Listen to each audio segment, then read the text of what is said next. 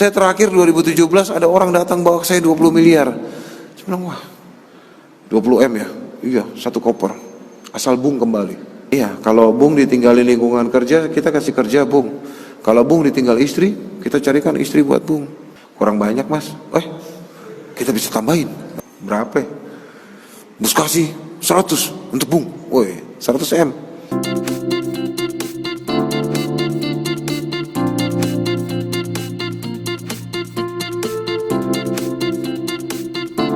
Kali ini teman-teman, kita akan mengkritisi sebuah pernyataan yang bombastis. Sebuah klaim yang dikemukakan oleh seorang yang terkenal banget di dunia permualafan. Karena dia ini, yang terakhir yang gue tahu, dia ini adalah seorang ketua dari Mualaf Center Indonesia bernama Coach Stephen Indra Wibowo. Dia ini mengeluarkan sebuah statement dengan menyatakan bahwa pada tahun 2017 yang lampau, dia pernah ditawari 100 miliar rupiah untuk kembali murtad atau kembali menjadi Kristen. Tentu klaim seperti ini memberikan satu kesan bahwa wah, Coach Stephen ini adalah seorang yang keimanannya begitu kuat di dalam Islam. Oke, itu nggak masalah begitu. Yang menjadi permasalahannya adalah statement seperti ini membuat sebuah preseden buruk atau membuat sebuah asumsi yang negatif terhadap orang Kristen.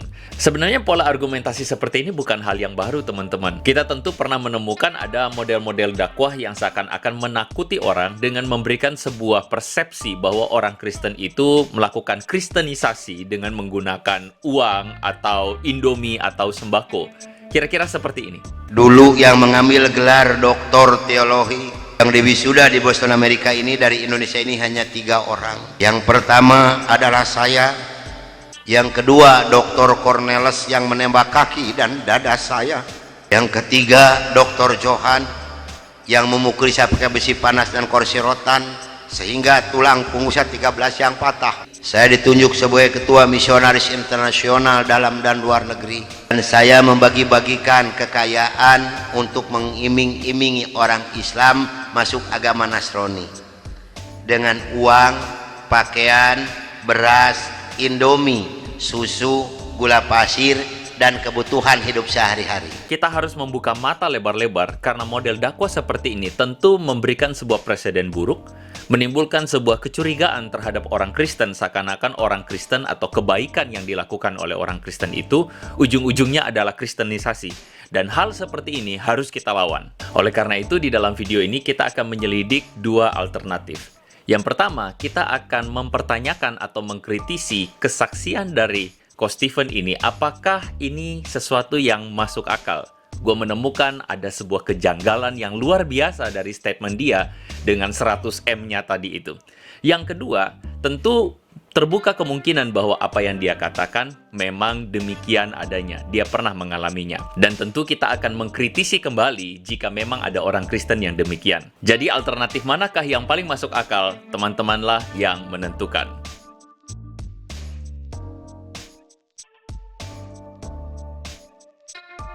Saya terakhir 2017 ada orang datang bawa ke saya 20 miliar. Saya bilang, wah 20 M ya? Iya, satu koper. Asal Bung kembali. Kurang banyak Mas. Kita bisa tambahin. Berapa?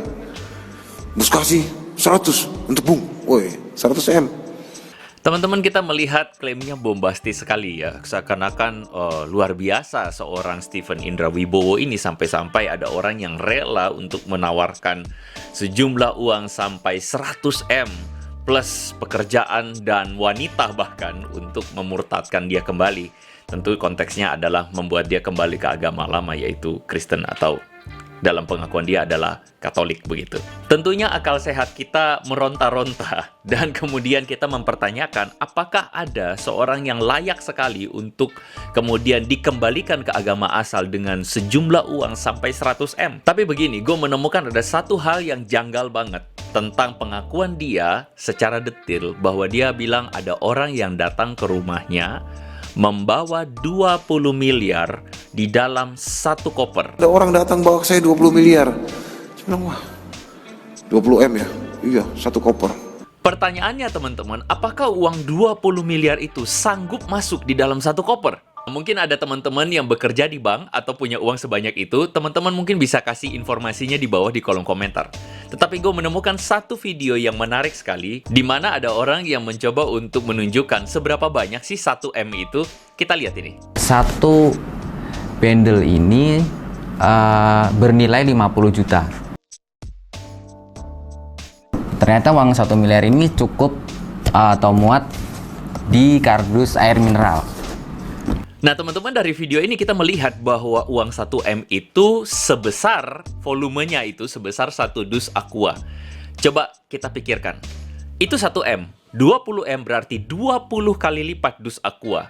Mana ada satu koper, bahkan satu koper paling besar sekalipun, memuat uang sebesar volumenya 20 dus aqua.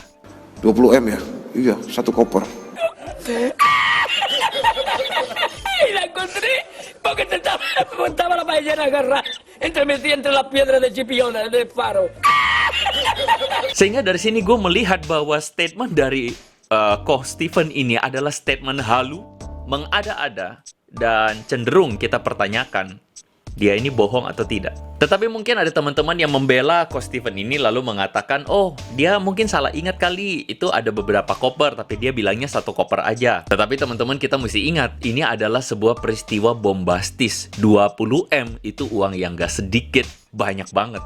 Dan adalah sulit untuk melewatkan detil 20M itu seharusnya beberapa koper, tetapi kemudian dia hanya menyebutkan satu koper aja. So gimana menurut teman-teman? Dia halu atau enggak?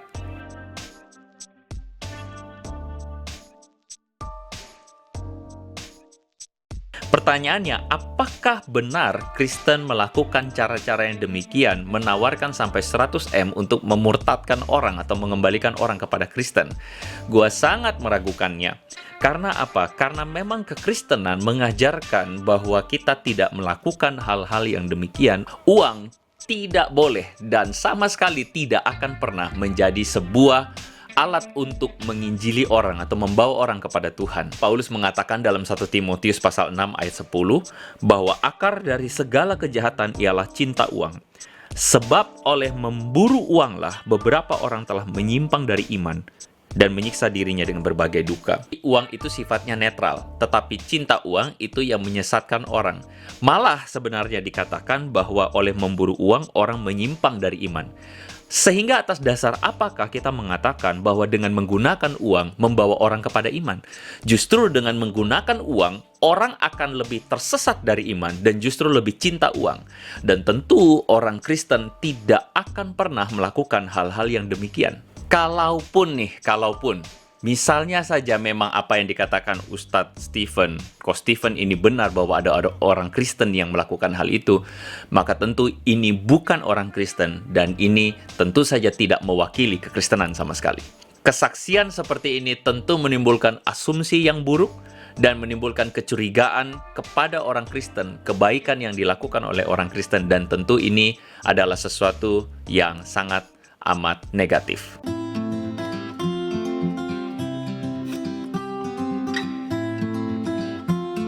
So teman-teman, dari kesaksian Koh Stephen ini ada dua alternatif.